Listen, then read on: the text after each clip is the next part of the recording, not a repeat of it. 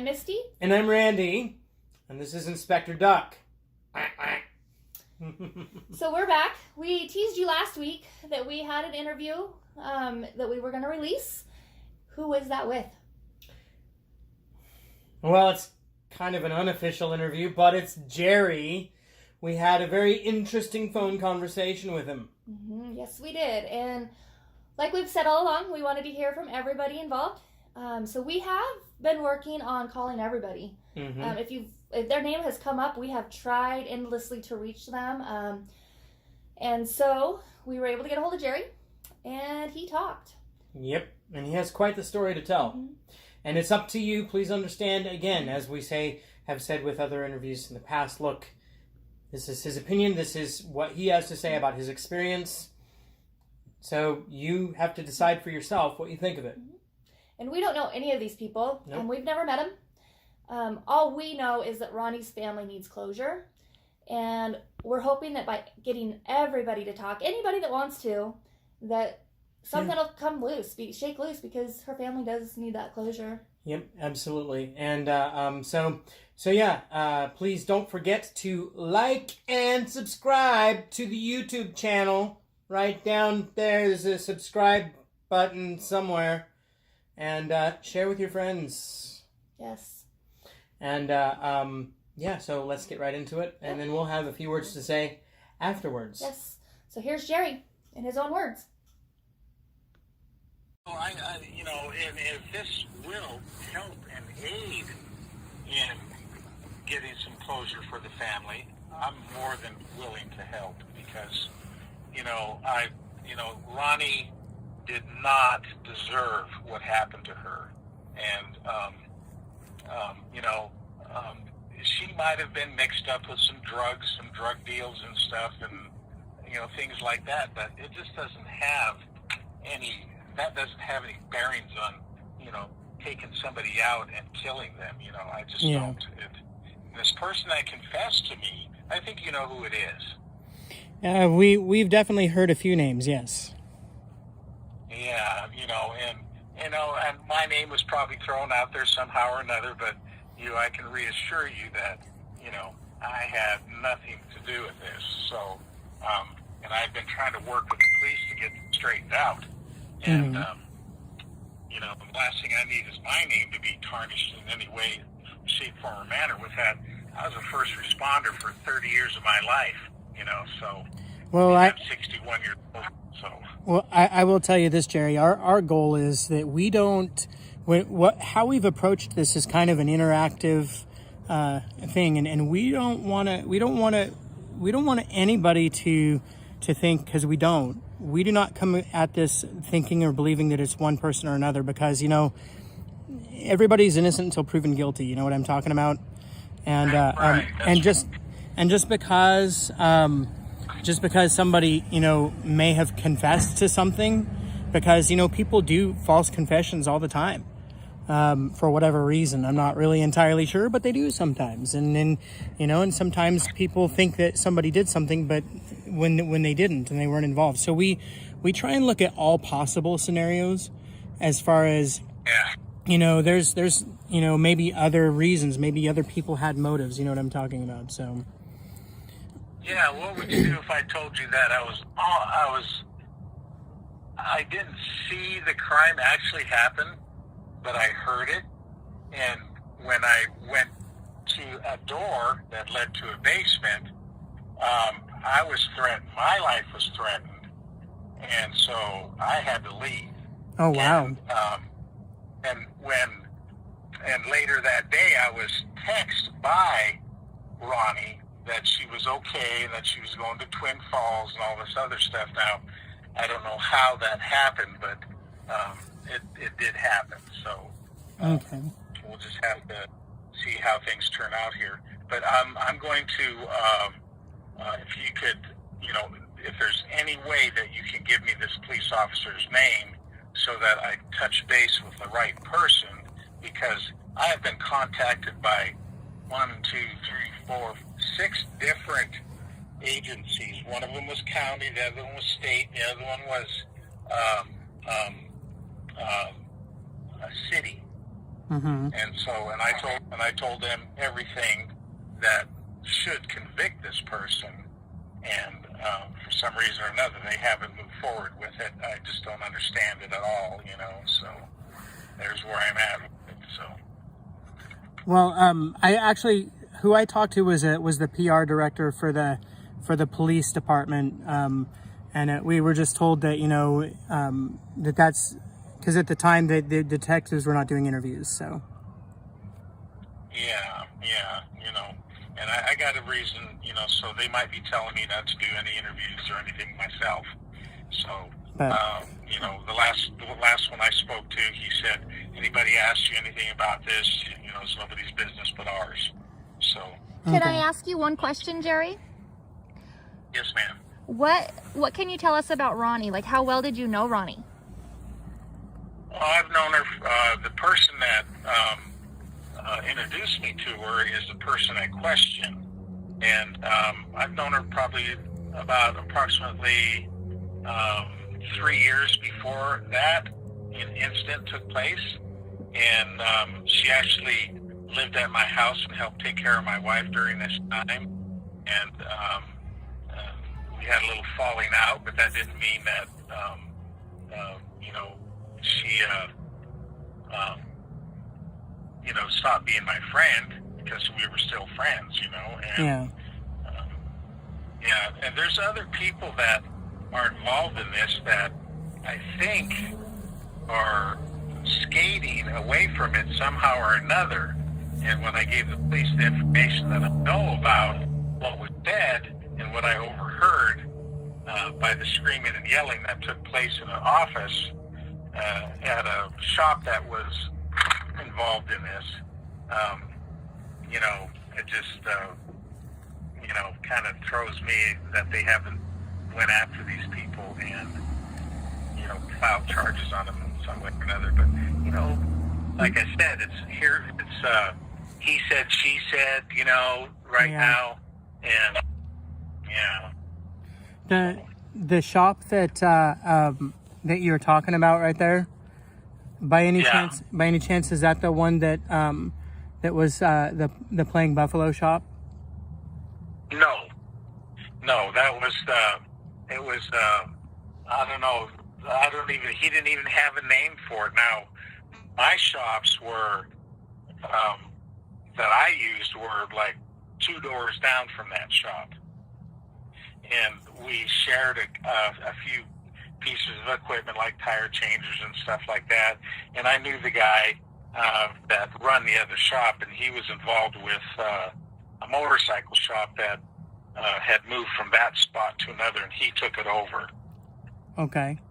And I rented 2 days at that shop in order to work on my fire trucks and stuff. So, and once he had gotten involved with drug dealing and stuff, I pulled out of there. I had nothing to do with it whatsoever. So, and that's about it there. So when I moved away, this took place before I moved away, and I just didn't understand it all. But when I finally came to light what exactly happened by the confession, I told him, I said, I can't keep this under my hat, so I went to a detective and spoke to him, and he took my statement and stuff, and, he's glad that I came forward. So that's about it there. I don't remember his name so long ago, so I'd have to, look into it a little bit. Not unless you have that information and you can disclose it to me, and that way I can verify yes or no, that kind of stuff. So, hold on 1 second, if it's all right. Do you remember the address to that shop? I don't. The shop's been torn down, but it was on 42nd and Adams there in Garden City, Boise, Idaho. Okay. And that's where you heard the gunshot? No. No. Okay. No, I didn't hear the gunshot there. I heard the gunshots at the person that gave the confessions house. Okay. And was that a house in a trailer park? No. Okay. Was it that house was in? It was in Boise, approximately on. I think it's like 5th and 10th Street. Pretty sure somewhere right around there, 5th and 10th. 5th and 10th. Okay. Somewhere right around. When was the last time that you saw Ronie? I saw Ronie approximately the morning in question that I heard the gunshots. So you had seen her that day? Yeah, I seen her that morning. Did you see her after you received a text saying she was okay? No, I didn't, because I was told that she went to Twin Falls to a family member's home. And it just kind of, at that point, it just, and Dave was, he was always shooting his gun off down there in that basement and stuff anyhow. And I don't know why the police never ever came. This kind of, the guy, he got a very serious infection where he went septic. And I basically saved his life. Oh, wow. Wow. He didn't show up for work for the company he had worked for. And so they had contacted me and said that, well, hey, he didn't show up for work, and he had been in contact with me. So I went to his home, and I went inside of his home, and he has approximately 47 cats living with him in his apartment. Okay. Wow. And his apartment smelled horrid. I literally had to go back out to my fire truck, get my breathing apparatus, go back into his house. I found him laying in his bed, and he was total septic.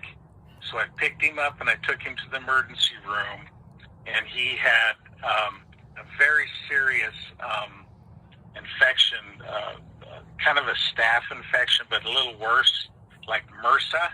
Uh-huh. Okay, and so, he wasn't himself anymore. He was like this person I didn't know anymore.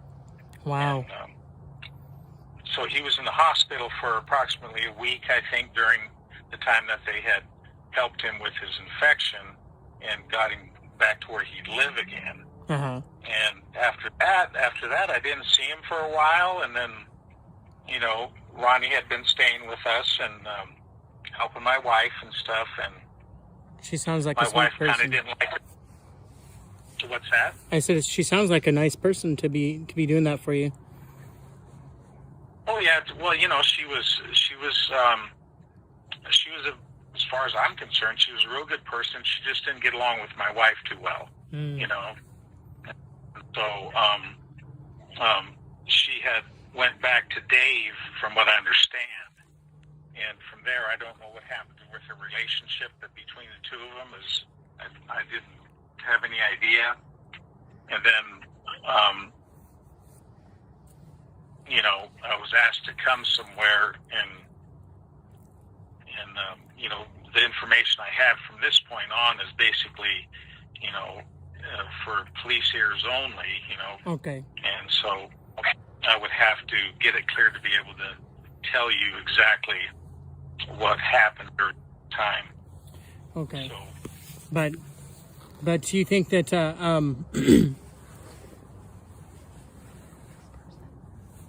you think that this person who was shooting off the guns in the basement,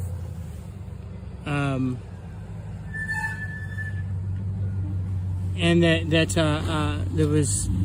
had gone septic, you think that's who was there that day? yes. Okay. That's who was there. And that's who you think shot her? Well, he confessed to me he did, and And I told him, I says, you know, you do know that I have to go to the police with this. And so I never heard or seen of him again, you know. I had to literally go get my truck from, you know, that he had left it in a parking lot in Boise, Idaho here at a store. And I had to go pick my truck up because he had left it abandoned there. Oh, wow. And so when I went and got it, I had it on my car hauler, and I had contacted the police about it, so they came and took the truck as evidence to see if maybe she had been in the truck because she had been missing, you know, and stuff. So okay. This is in the spring after they had found her. Okay. So were there other people there? No. It was just this guy and you and her? Exactly. And so what it was, I gave him a ride and back to the shop, and I heard some screaming and yelling in the shop, and I gave him a ride back to his house, and he jumped out of the truck, and Ronie was right there, and he grabbed her by the arm and, you know, said he had to speak to her, and they went inside the house. And then, of course, there's a door to the basement on the outside, and that door was open. And, you know, I heard pow, pow, you know, and then I went around to the basement door and looked down there, and Dave was standing there, and he said, "What do you want?" I said, "Well, I heard the gunshots." And he goes, "You know, I gun off and stuff." You know, okay, you know, and I said, "Ronie, okay, yeah, she's fine, you know, you need to leave, you know, because I'm pretty mad at you and this guy trying to shoot me." And I said, "I want to be shot," so I left, you know, and so okay. yeah, you know, with him in the right mind, you know, I really didn't know what his actions were going to be, so I left. Yeah. Understand. And Ronie never yelled help or anything like that or anything. I'm sure she would have if she thought her life was in danger, but so that led me to believe when he came and confessed that he had done that in his basement, you know, during that time. And I really don't know because I never seen it. That's just what I heard, you know. And that house I gave was... that information to the police, and you know, I don't know what they had done, you know, investigating that so far. Yeah. But they came to my trailers. See, I own several trailers in the trailer park, and they came to the trailer, and there's no gunshots in there whatsoever, you know. And when was that? So I don't know. I just that's what I was told by a detective. Oh, okay. That they had one of my older trailers where apparently they thought something had taken place, but the evidence they gathered, there was none. So okay. anyhow. All right. Do you know because you said that you talked about some drugs and stuff. Was that possibly a motive? It could have been, because what I heard the yelling was that she had threatened to turn this person in that's highly of interest for you know, selling drugs, and was screamed at the person that was the perpetrator. Hey, you know, you need to take care of this, and you know, or else the people. This is really deep. It goes right to the cartel, you know, and I you know, and so he came out of the office and he ride home. So I gave him a ride home, and they dropped him off. Ronie grabbed her by the arm and took her in the house, and I really don't know what took place. I just heard the 2 gunshots. Okay. And from there, I just, you know. So do you know? Really know what to think. Do you know if this person was a drug dealer? I don't know for sure, but all the evidence that they had gathered on him, yes, he was a drug dealer, and he cooperated with the police. And I mean, this is something that you could probably look up on iCourts, you know, and see that he was. Yeah, it's probably you probably already know this name, Jimmy, and he had testified against the cartel, and yeah, they ended up in prison. So I don't know whether he's in a witness protection program or whatever's going on there. I don't know. Okay. You know? How did you know Jimmy? Yeah, I knew Jimmy. I've known Jimmy for a long, long time. You know. Did he work since the '80s? Did he work for you? No. Okay. So we had some dealings in cars and stuff. I bought some cars from him because he you know, he would get these cars from auctions and stuff like that, you know. Okay. So Jimmy is the one who told the guy that he needed to take care of Ronie? He needed to take care of the situation, and that's all I heard. It was, you need to take care of this, and, you know, and I really don't know what was, you know, because it's kind of mumble-jumble, but I heard him yelling that at the top of his lungs. And the guy has a big mouth, you know. Yeah. He's always yelling. We always heard him yelling at everybody in his shop. So, you know, we got a laugh out of it every now and then, the way he'd yell at people, you know. Yeah. He tried yelling at me like that one time, and I looked at him and I said, you're yelling at the wrong person, buddy. I don't work for you or anything, so go back over to your shop. I've known people like that. But Jimmy wasn't the one that pulled the trigger when you heard the gunshot, right?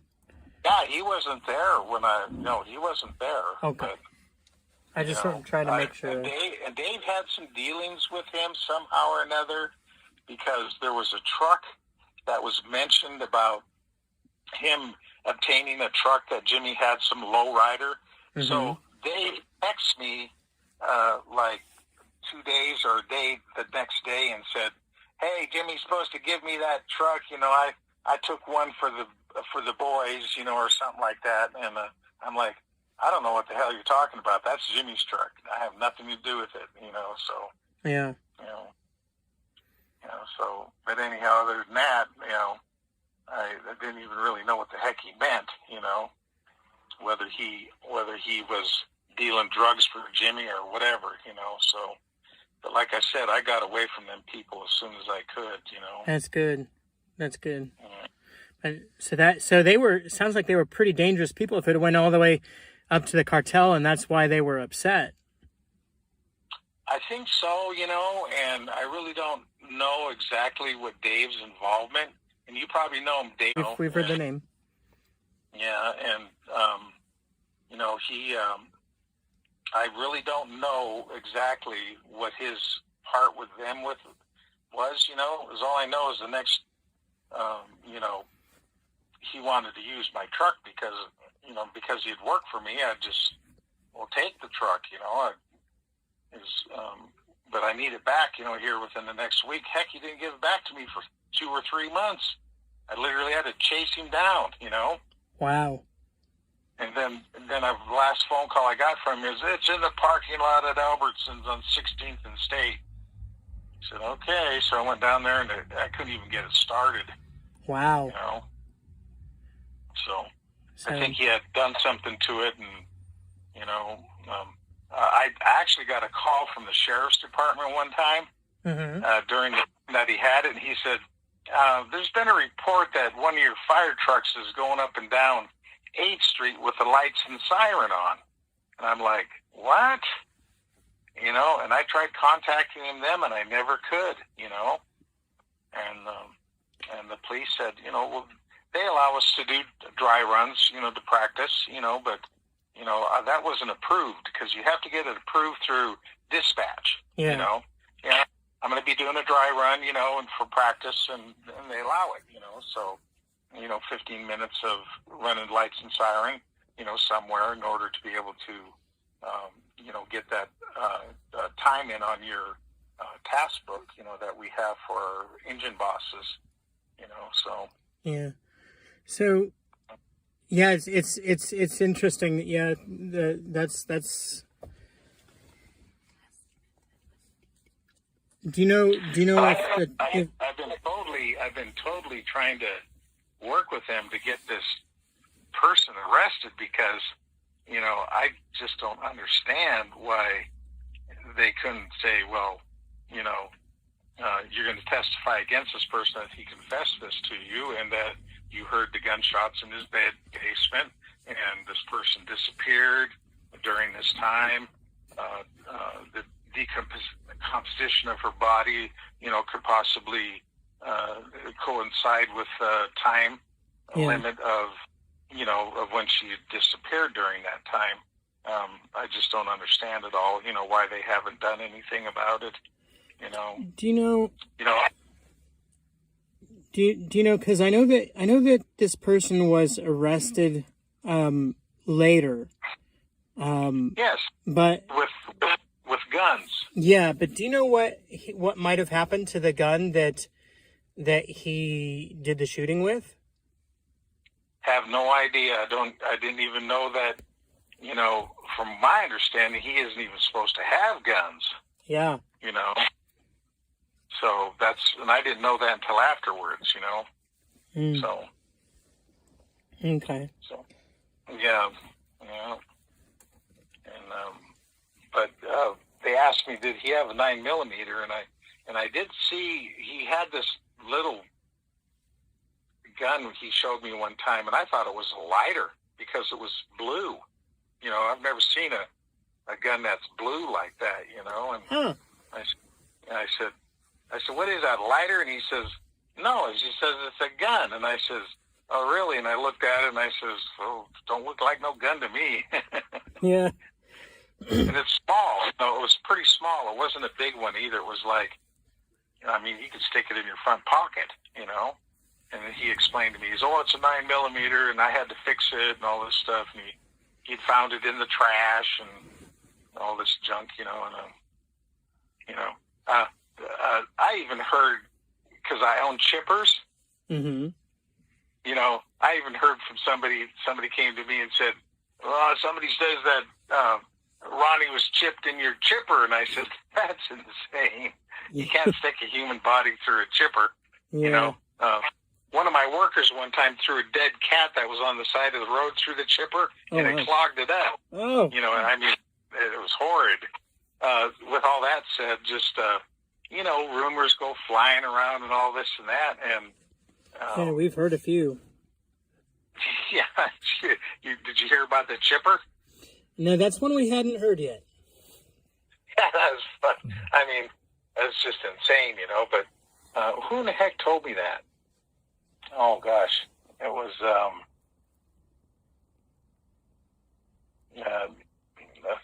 the kid's name was Devin. But anyhow, I just remember his first name. He says, yeah, there's something about Ronnie's been missing, but, of course, we all know she didn't go through a chipper because they found her body intact. Yeah. So, that's that. So, just crazy stuff. These people get high on drugs, and I know that Devin was a heavy user of heroin.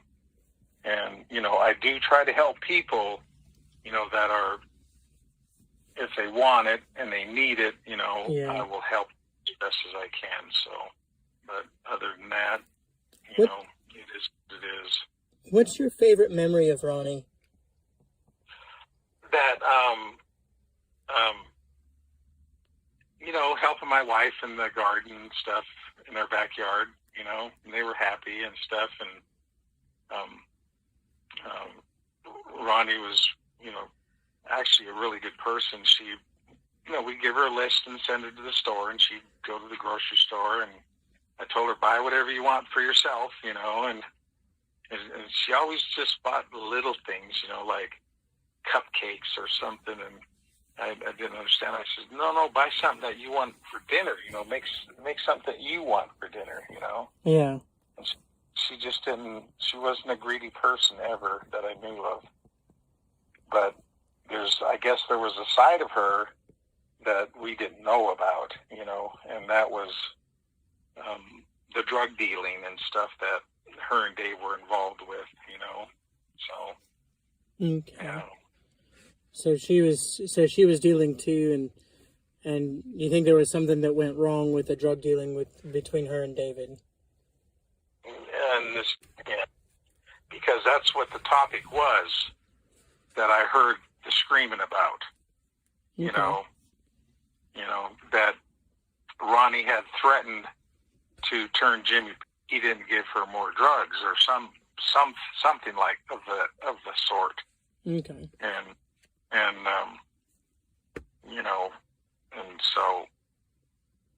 And Dave was directed, from what I understand, you need to take care of this, and that he called her a effing bitch, and all kinds of stuff. And I'm standing out in the thing listening to it, and whether they knew I could hear what was saying, I don't think they cared. Mm-hmm. Dave was yelling back, I didn't know that, blah blah blah. She was doing stuff like that, and so, Jim busted and ends up in prison himself for, was it 28 months or something like that? I ain't sure how much time they gave him. I think it was like 17 years. Wow. In the federal penitentiary, so. What did he go to prison for? I think it had something to do with the drug dealing, so, and I can't understand though, because, he had told on the cartel, and just from hearing from other people and stuff, even his own mother had spoken to me, Fran, and said that, she was afraid for Jimmy's life because, Jimmy had, narked on the cartel, Oh. And so, I told her, I said, I didn't know anything about it, and other than that, she just, she was crying because her rent needed to be paid and stuff, so I paid her rent for her and tried to help her out as best I could, but then she ended up, getting kicked out of the trailer court that she lived in, so, because Jimmy had gotten busted out of her house or something like that, I guess. Wow. So, I'm trying to piece everything together. So the house on, you said it was 10th and the one where you heard the shooting. yeah. One more time where you said it was at. I think it's approximately on 5th and 10th, somewhere right around there. Was it a yellow house? North end of Boise. Okay. And it was, did he own it or did he rent it? No, he rented one of the apartments, just one of them bigger houses that they cut into, and turned it into 3 or 4 different apartments, Okay. I know it was a dive, I'll tell you that. Do you know who he rented it from? I don't. Okay. Oh, he told me that they were, excuse my language, Russian bastards. All right. Yeah, That they were Russians. I'd just wonder, trying to picture where that is at. So it was in. I'm sorry, maybe I already asked, but do you remember what color it was? Yeah, I think the house is red. Red. Okay. Yeah.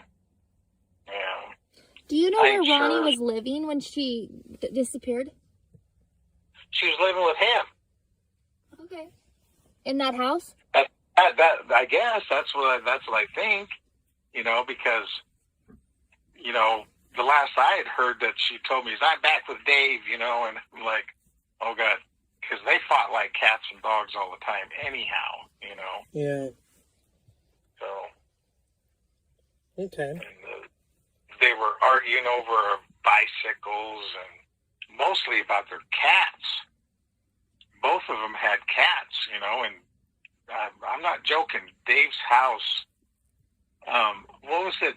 Somebody, I think it was one of the police officers told me that when they cleaned that house out, that it had over 47 cats in it or something, you know. And Oh my goodness. well, I tell you what, when I went in his house to see if he was in there, and you know the way it smelled. Now I've smelled cadavers before because of being a first responder and stuff, and being in the military. And I'll tell you what, it smelled 10 times worse than any of that. You know, them cats, they just went wherever they wanted to. And when I found Dave, he was in his bed with big, huge, thick blanket over him, and he must have had 20 cats sleeping on top of him when I went in there, and they all scattered when I came up to him and pulled the blanket off of him. Wow. I looked at his eyes. He was total septic. You know, his eyes were literally like, you ever see that movie 28 Days? No, but I've heard about it. Their eyes are just beet red, like blood red. Oh, wow. That's what he looked like. And I've seen people who've gone septic before, but he's been the worst case I ever seen. I thought he was going to die, you know. Wow. Why did he go septic again? I ain't sure. It had something to do with his hand, and he had lost some of his fingers because of it. They cut his fingers off. What did he do? I ain't sure. Now you do know cats carry MRSA. Yeah. So I think that's basically because, you know, I never ever did see his medical reports. Okay. But, you know, I was told by him himself, you know, I had MRSA, you know, which is worse than a staph infection, you know. And I do know that when somebody gets that ill from it, it does something to their brain because it affects every last, you know, soft tissue you have in your body. In your brain and your spleen and your liver, you know, some of the softest tissues you have in your body. So, yeah. You know. Okay. All right. Well, I can't think of any other questions I have right now. We really appreciate you talking with us a little bit. Yeah, you know, I don't, you know, like I said, but, you know, the real details of what, you know, I'm going to have to get it approved to be able to tell you anything more than that. I mean, because there is a lot more. Okay. You know, I think would convict him, but I don't know why they're not. I don't get it. Okay. You know? But so you would testify then? Oh yeah, I'd come forward and testify against him right now because, you know, Ronie didn't deserve that happening to her for any reason. I don't care if it's over drugs, money, or anything. Nobody deserves to have that happen to him just because a little bit of drugs and money. Come on, that's no reason for nothing. You know, there had to be some craziness involved in it. You know, there might have been other issues between the two of them, you know, that led it up to that. I really don't know because, you know, I never ever seen him strike her, but she told me that he had beat her up a couple times, you know. Yeah. And I never said anything to him about it. It was kind of hearsay stuff at that point, you know. Yeah. Okay. All right, so, yeah, just, you know, if there's any way, so you talk to the PR person there at the police department, so I will absolutely talk to the detective that's involved in it that I know. Okay. And see if he, you know, will let me go forward with, you know, speaking to you guys about the details because, like I said, the details that I have, because he literally went from me to another person that's a good friend of mine and confessed to him also. Who is that? Well, it's kind of hard to say. You know, I don't know if I should tell you his name, you know, but I guess, and if any way, you know, his name's Matt. I don't even know if he would say, you know, yeah, Dave confessed it to me, but yeah, you know, I heard him confess it to him, you know. Okay. So. Okay. Yeah, I will. You know, like. Sorry, go ahead. Oh, well, like I said, you know, Ronnie's family, I don't really know if this is true or not, but, you know, I've heard that they've got somebody that literally, you know, take care of this illegally, you know, and Wow. so that's that, you know. Yeah, So, for sure. you know, and that's just what I heard. So it's like a rumor type thing, you know. So Yeah, well, you know, we certainly don't advocate for anything like that. That's for sure. So. I do know this. I tried to get my truck back about 3 months ago, and they said no, it's still being held as evidence. Huh. I says, well, I was told that there's no DNA or anything in the truck, and they said, well, the truck was seen driving up and down 8th Street where they had found her up on Sunshine Ridge. Yeah. And so, you know, maybe they thought, you know, she was transported in it or something or another, and I don't think that's the case. Okay. Well, we appreciate again your time tonight. And is there anything else that you want us to know or that you think we should know? Well, you know, yeah, I want to tell you more, but I got to get it cleared, you know, because if it's going to help solve the case, you know, and the police ain't doing a damn thing about it, and you guys can, well, you know, I'm going to say that Dave only worked for me. He wasn't really like a good friend or anything like that, you know? Mm-hmm. And it wouldn't make a difference even if he was a good friend, you know? Yeah. I'd still testify against him in a flat second, you know? I don't condone that happening to any human, you know, to be, killed for drugs or whatever the argument was between them or anything, you know? It just doesn't make no sense to me. Yeah. So I have a question for you. One more question. Have you heard or talked to Dave since, like, within the last several months?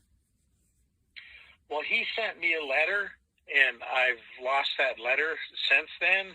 And all it said is when he gets out of prison, he wants to get back with me to get at the fire company. And I just kind of, you know, I threw the letter away because I don't want to have nothing to do with him. Okay. Are you still doing the fire company?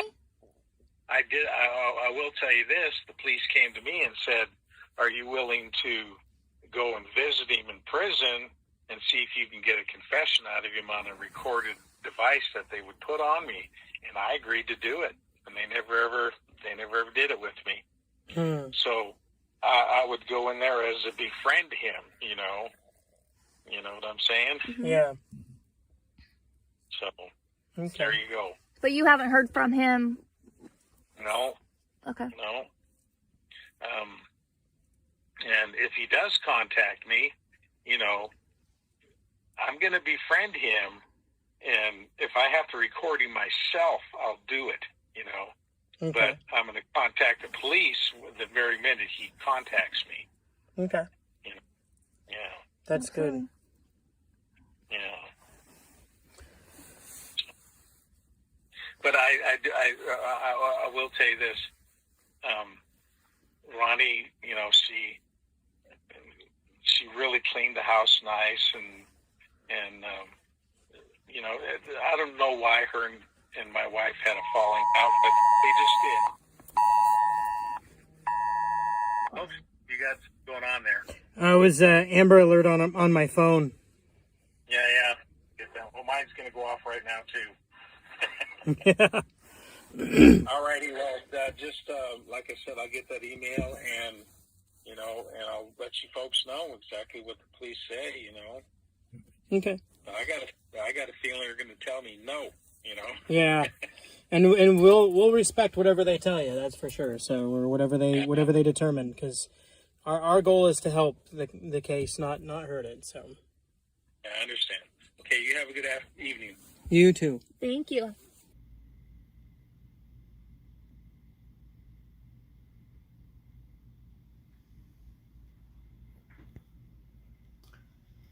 Well, that was quite the interview. Yes, it was. He had a lot to say. Oh my goodness. Yes, he did. Yeah. It was an interesting conversation. Mm-hmm. And now interesting conversations with Jerry. Yes. Well, thoughts? Thoughts? I don't know where to go with it. He confirmed several things. Yeah. He confirmed fire truck. The fire truck was confiscated by the police, and they still have it. Yes. And remember, Jerry owned Plain Buffalo, so we have the owner and the co-owner now have both confirmed that. Absolutely. There are a couple things that we need to discuss, though, about what he had to say. So you'll remember that he talked about being there, supposedly, when Ronie was supposedly killed. Right. Okay. According to his account, that happened in the middle of the day. Right. Because he even talks about later that afternoon getting a text from her phone. Right. Okay. There's a slight thing we need to figure out here. And that is that the last time Ronie was seen alive was actually on that CCTV camera from the Maverick gas station at around 11:30 at night. Right.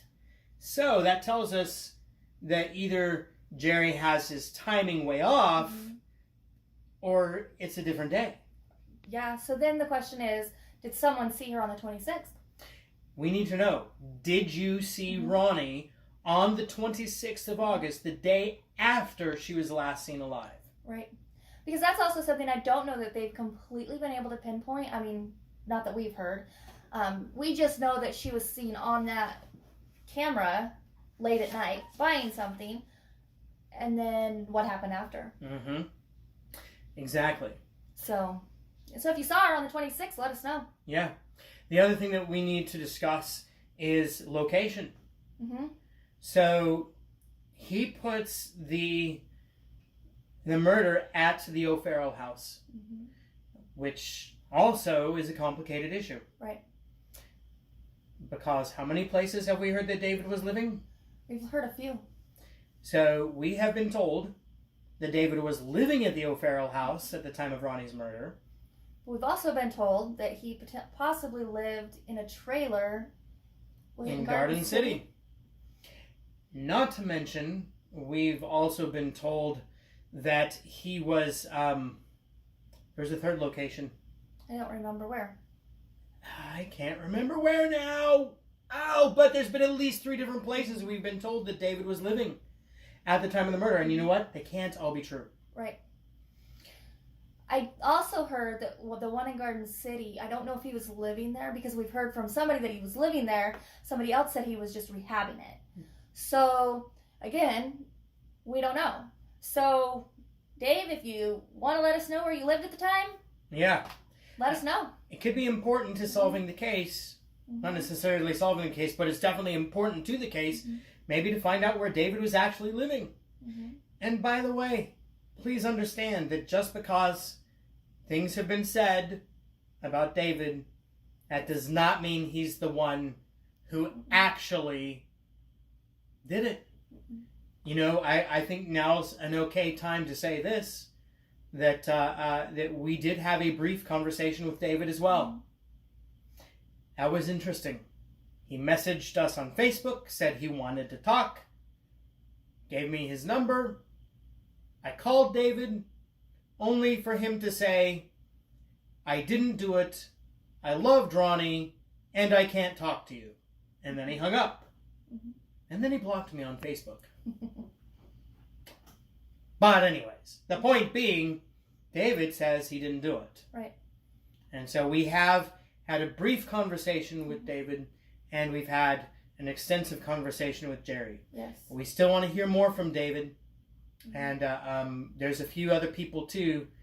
Jimmy, I know, is in prison, but we still want to hear from him. So if you know Jimmy and have any way of contacting him, please let him know. We'd love to hear from him. And there's a few other people. If you know of somebody that maybe we haven't talked to yet, timeline is important. We have talked to a few people that saw Ronie on August 25th. Up to as late as 9 p.m. that night. And that, now that you mentioned that, that also goes kind of against what Jerry said, because we know from a couple of people that they saw her later that day, like at 9 o'clock at night. Somebody that doesn't want to go on both of them actually don't want to go on record, but both of them stated that they saw her at like 9 or 10 o'clock at night. Yep. So, and that would have been on the 25th. So we know that whatever happened to her happened after either late in the evening of the 25th or the 26th. Yep, absolutely. So there's a few things, and if you know of anybody that we haven't talked to, please put us in contact with them. There's a few people, like I said, that we know we need to talk to still. All right. And again, I do think it's important to point out that the reason why we really wanted to put Jerry's interview out there is because everybody has a side. Yep. And everybody has a right to say what their viewpoint was. Mm-hmm. We don't know these people, and everybody is innocent until the law steps in and says this is what happened, and they can confirm what happened. Because that's their job. Mm-hmm. That's not our job. Our job is we're just hoping people will talk so that her family can have closure. I thought our job was to find people guilty. Sure. You're guilty! So, and remember that just because they say it doesn't mean it's true. So, and we're aware of that. So we have found that people have not been completely honest in everything they have to say. Right. So. But, all right. Well, we will be back again soon with a new video. Please don't forget to like, subscribe, and share. Yes. Our page, both the YouTube page and the Facebook page, Into Darkness NW on both Facebook and YouTube. And you can reach us by email, Into Darkness NW, that's NW for Northwest, so Into Darkness NW @gmail.com. Please reach out. Let's hear from you, and let's make this cold case a closed case.